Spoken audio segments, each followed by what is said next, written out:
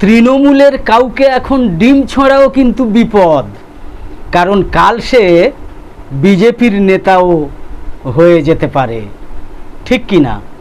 প্রতিবেদন উপস্থাপন করছি আমি জাকির হোসেন শেখ, আর ক্যামেরায় জিশান আলী শেখ।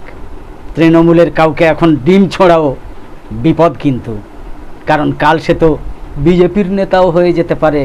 পরিস্থিতি যা, বর্তমান পরিস্থিতি যা পশ্চিমবঙ্গের, সব কিছু জেনে বুঝেও নীরব দর্শক হয়ে থাকতে হচ্ছে শুধুমাত্র বিজেপির সাধারণ ভোটার এবং কর্মী সমর্থকদের, কিংবা বলা যায় তৃণমূলেরও সাধারণ ভোটার এবং তৃণমূলের কর্মী সমর্থকদের।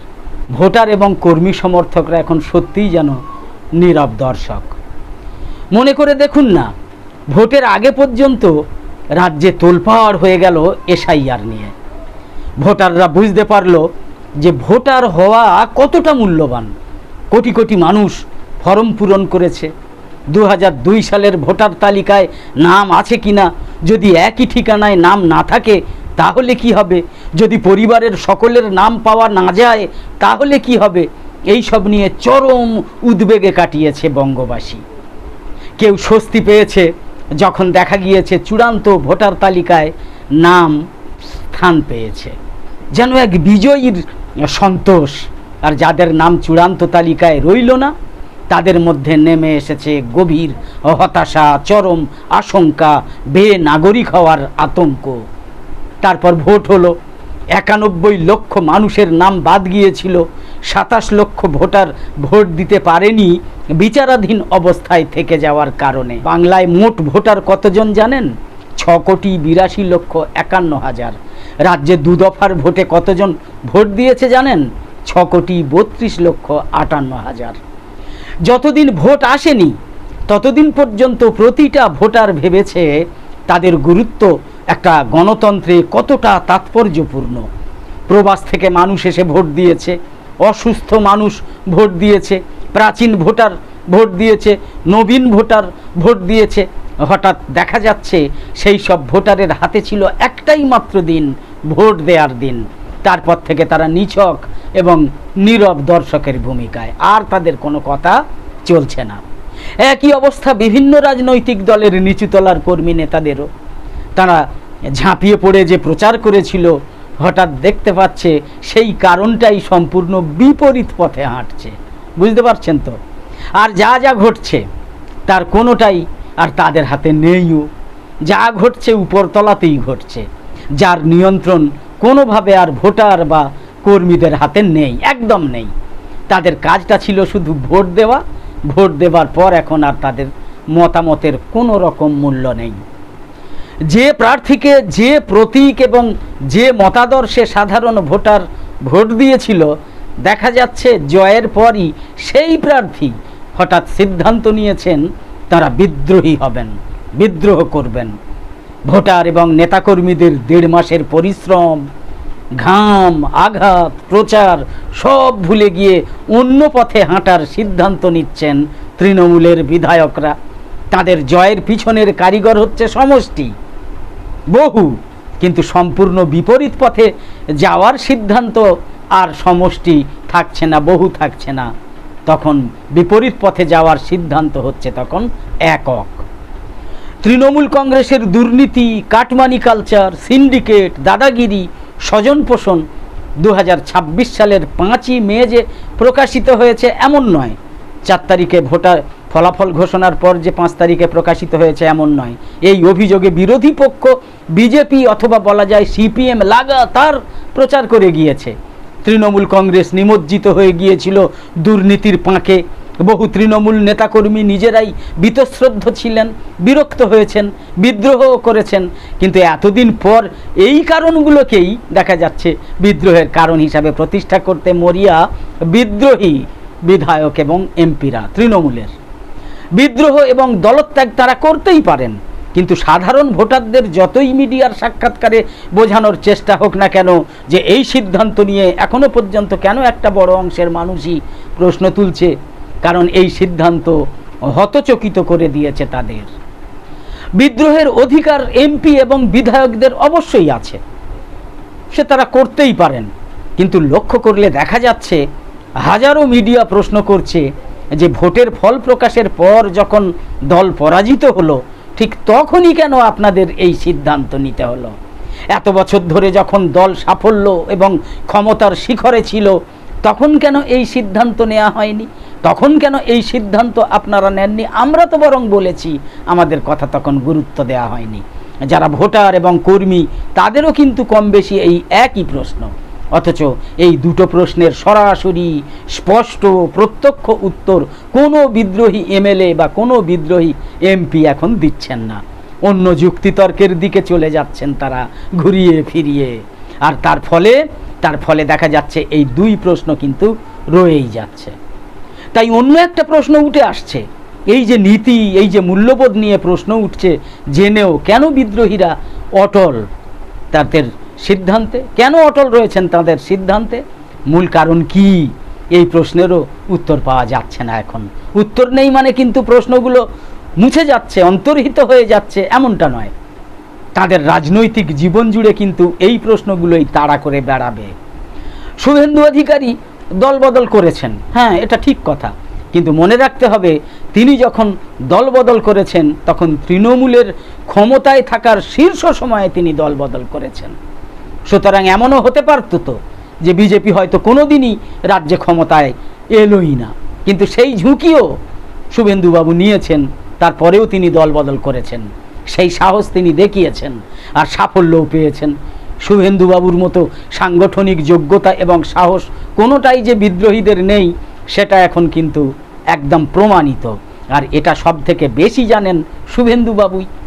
কিন্তু আজ বিদ্রোহীরা যে কারণগুলো দেখাচ্ছেন বিদ্রোহের যুক্তি হিসেবে, সেই কারণগুলো প্রত্যেক বঙ্গবাসী অবশ্যই মেনে নিচ্ছে। তবে তার সঙ্গেই একটাই প্রশ্ন বারংবার উড়ে আসছে রাজনৈতিক বাতাসে, যে এখন কেন, আগে কেন নয়।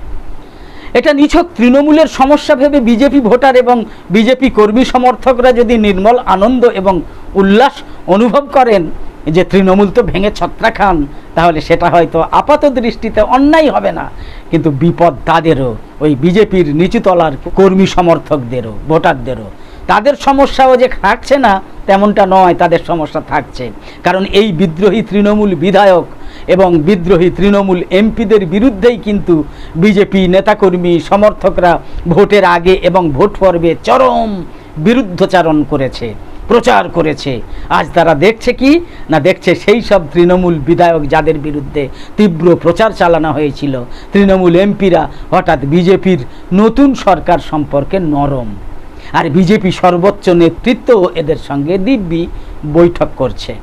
অর্থাৎ এই বিদ্রোহী তৃণমূল জনপ্রতিনিধিরা কিন্তু বিজেপির শীর্ষ নেতৃত্বের কাছে আর ব্রাত্য নন, আর অচ্যুত নন। বিজেপি তাদের সমর্থন নিতে প্রস্তুত হয়ে আছে, যদিও তাদের সরাসরি বিজেপিতে অন্তর্ভুক্ত করা হবে কি না সেটা এখনও স্পষ্ট নয়। অনেক ক্ষেত্রে বলা হচ্ছে ওদের বিজেপিতে নেওয়া হবে না। এর ফলে বিজেপি ভোটার, বিজেপি নেতা, বিজেপি কর্মীরা এক মহা বিপদে পড়েছে। তারা ভরসা করে আর কোনো তৃণমূল নেতা অথবা এমপি অথবা বিধায়কের বিরুদ্ধে আক্রমণাত্মক কথা বলতে ভরসা পাচ্ছে না। কারণ আজ একজন ভোটার অথবা সমর্থক হয়তো তৃণমূলের কোনো নেতার বিরুদ্ধে কিছু বলল, আগামীকাল সে দেখবে যে তৃণমূলের ওই নেতাই হয়তো বিজেপির অত্যন্ত ঘনিষ্ঠ হয়ে গিয়েছেন। সুতরাং বিজেপি ভোটার এবং সমর্থকদেরও সতর্ক থাকতে হচ্ছে এখন যা পরিস্থিতি। যাকে তাকে আর ডিম ছোড়াও বিপজ্জনক হয়ে উঠছে। কারণ কে বলতে পারে আজ যাকে ডিম ছোড়া হচ্ছে তৃণমূলের সমর্থক হিসাবে, নেতা হিসাবে, বিধায়ক হিসাবে, এমপি হিসাবে, দুর্নীতিগ্রস্ত তৃণমূল হিসাবে, আগামী দিনে বা আগামী মাসে বা আগামী বছর সে হয়তো এই এলাকারই একজন বিজেপি নেতা হয়ে যাবে। তৃণমূলের সম্পূর্ণ ছত্রভঙ্গ হয়ে যাওয়া, তৃণমূল দলের অস্তিত্ব সংকট, দল সম্পর্কে বহু পুরনো কর্মী সমর্থক ভোটারদের মোহভঙ্গ ইত্যাদি কারণে সব থেকে বড় সমস্যার সম্মুখীন হয়েছে তৃণমূলের ভোটাররাও। তৃণমূলের 41% ভোটার যারা 1.5 মাস আগেই প্রিয় দলকে ভোট দিয়েছে, তারা জানেই না যে আগামী দিনে তারা কি করবে, তাদের দল থাকবে কি থাকবে না, যদি থাকে কাদের হাতে থাকবে, দল কি কংগ্রেসের সঙ্গে মিশে যাবে, এই সব এখন সম্পূর্ণ অনিশ্চিত এই বিষয়গুলো। যারা কিছুদিন আগে ভোট দিয়েছে তারা রাজ্যের রাজনৈতিক ভবিষ্যৎ সম্পর্কে এখন কিছুই জানে না। তৃণমূল অথবা বিজেপি দল কোন দিকে যাবে, কে কোথায় যোগ দেবে, কাকে কোন দল নেবে বা কাকে নেবে না, এই সব নিয়ে সম্পূর্ণ অন্ধকারে উভয় দলের ভোটার এবং সাধারণ কর্মী সমর্থক, তৃণমূলের এবং বিজেপিরও। উভয় দলের ভোটাররা এখন সারাদিন টিভি মোবাইলের সামনে বসে থাকে আর দেখে কলকাতা অথবা দিল্লিতে কি হচ্ছে, কি কি ঘটনা ঘটছে, একেবারে চমক দেয়া ব্রেকিং নিউজ, কি আসছে কি হচ্ছে, নিউজ দেখে, সাক্ষাৎকার দেখে, আলোচনা দেখে তারা একে অন্যের সঙ্গে তবে আলোচনা করে। যে নেতারা পাড়ায় এসেছিলেন ভোট চাইতে, তারা আর কেউ পাড়ায় এসে বললেন না যে আমি এই সিদ্ধান্ত নিচ্ছি গো, আপনাদের মতামত চাইতে এসেছি। বিজেপি বা তৃণমূল দলের নিচুতলার নেতাকর্মীদের কোনো দলই আর প্রশ্ন করে না যে তোমাদের কি মত, আমাদের কি করা উচিত। ভোটাররা ভোট দেওয়ার পর নিছক এখন দর্শক, নীরব দর্শক।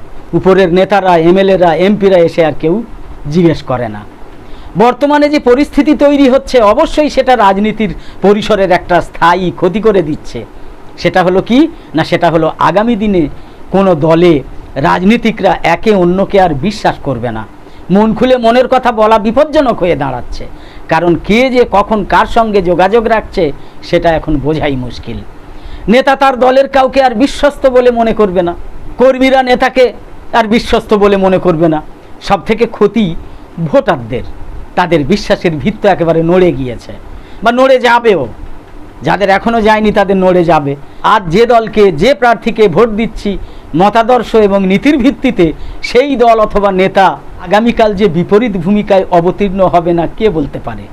নতুন সরকার এবং তাদের চালিকা শক্তির রাষ্ট্রীয় স্বয়ংসেবক সংঘের কাছে অনেকেই তাই নানা রকম দাবি করছে, প্রত্যাশা করছে, আবেদন করছে। স্বাভাবিক। স্বচ্ছ নিয়োগ প্রক্রিয়া, দুর্নীতিহীন প্রশাসন, শিল্পায়ন, কর্মসংস্থান, স্বাস্থ্য এবং শিক্ষার উন্নতি ইত্যাদি নিয়ে আরএসএসের কাছে বাধ্য হয়ে আবেদন করা হচ্ছে। কিন্তু একই সঙ্গে বঙ্গবাসীর এটাও নিবেদন যে আগামী দিনে একটা বিশ্বাসযোগ্য নীতি এবং মূল্যবোধের রাজনীতি কি ফেরানো সম্ভব, যাতে রাজনীতিকে বিশ্বাস করা যায়, এটা আমাদের বলতেই হচ্ছে। কিন্তু একদম শেষে বলি, নিউজ নির্ভীকে আমাদের নিয়মিত উপস্থাপন করা বিশেষ প্রতিবেদন ভালো লেগে থাকলে ইউটিউবে নোটিফিকেশান পেতে সাবস্ক্রাইব করে পাশের বেল আইকন অন করে অল সিলেক্ট করে দিন। আর ফেসবুকে লাইক বা ফলো করে আমাদের আরও নতুন নতুন ভিডিও বানাতে এবং লাইভ সম্প্রচারে উৎসাহিত করতে লাইক, কমেন্ট এবং বেশি বেশি শেয়ার করে সঙ্গে থাকুন। তো আপাতত শেষ করছি। কামনা করি সকলে সবসময় খুব ভালো এবং সুস্থ থাকুন, সাবধানে থাকুন। ধন্যবাদ।